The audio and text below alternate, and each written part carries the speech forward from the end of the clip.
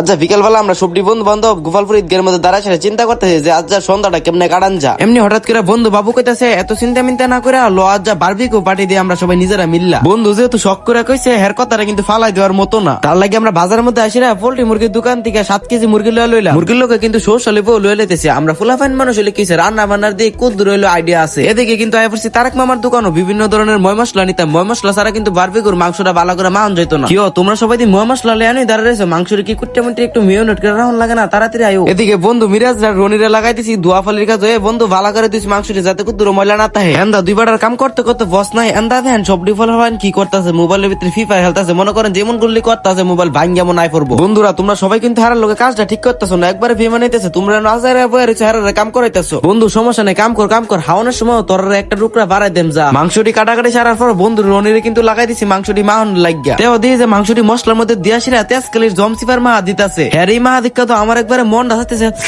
হায়ালাউনের লাগিয়ে একটু নই। মাহার পর কিন্তু মাংসটা অল্প কিছু করে লাগে এক সাইডে ঘুরে সেরা রাখিয়া দিতে হবে যাতে মাংসটা একটু নরম হয় আর কি। এটি রাখিয়া সেরা তারপর কিন্তু একটু আমরা সবাই আয় পড়ছি মাংস পুরার জালে নিতাম। মনে করেন যে এই জালেটা লাগিয়া পুরো গোপালপুর বাইর জ্বালাইছি। তারপরে কোনো মতো আয়া একটা আঙ্কেলের দোকানও পাইছি ও পাইলাম না। বন্ধু রোহানো কইতেছে বন্ধু দেখতো এই জালেটা দইব না, আমি হইব ল।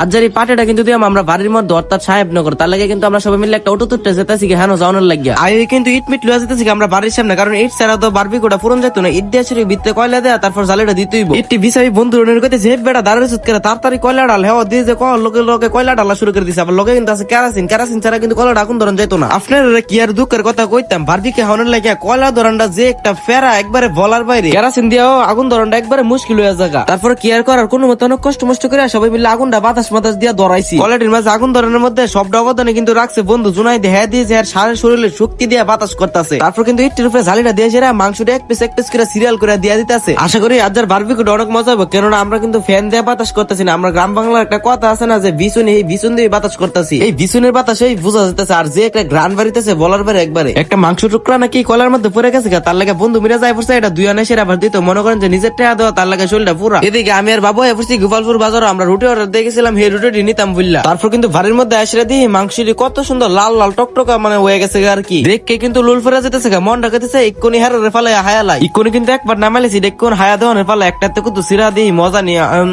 না হইছে না, একটু কাঁচা রয়েছে আর কি বুঝছেন। তারপর বলের মধ্যে যেটি অবশিষ্ট ছিল এটি কিন্তু আবার দেওয়া দিয়েছি পুরনের লাগিয়া। অল্প কিছুক্ষণ আগুনের তারপরে আর পর রেডিও কিন্তু আগেটির মতন পুরা সেম হয়ে গেছে অনেক সুন্দর করে। আর এদিকে কিন্তু বন্ধু বাবু সব প্লেটের মধ্যে রুটি মুটি বাড়া শুরু করে দিচ্ছে। বাড়া মারা শেষ সোনার বাংলাদেশ এক হলে হাওয়ানের ফেলা। আচ্ছা যদি তোরা আমার বড় পিসটা না দিস রে দিস তোর খবর আছে দে বন্ধু কুদ্দুরানি সস দিল এক সাইডে গিয়া বইয়া হাই গিয়া। আসলে গাইস এই পার্টির আয়োজনটা আমরা তৈরি করছি প্রায় 5 থেকে 6 ঘন্টা লাগে, আর হাইতে কিন্তু বেশিক্ষণ লাগে না, মনে করেন যে 10-15 মিনিট খালি। খাওয়ানটা বড় কথা না, সবাই এক লগে মিলে যে পার্টি দিছে আরে আস্তে হাচ্ছা বন্ধু এটা একটা সুন্দর আর কি বুঝছেন। আচ্ছা যাই হোক আজকের মতন ভিডিওটা পর্যন্ত। তো ভিডিওটা কেমন হয়েছে অবশ্যই কিন্তু একটু রিয়েক্ট দিয়ে কমেন্টে জানা যাবেন, আর ভিডিওটা ভালো লাগে থাকলে অবশ্যই একটু শেয়ার করে দিবেন। ইকনো যারা আমার পেজটা ফলো করছেন না তারা টিপ মেরে ফলো করে দেন। দেখা হইতেছে আপনাদের সাথে অতি শীঘ্রই নেক্সট ব্লকে। আল্লাহ হাফিজ।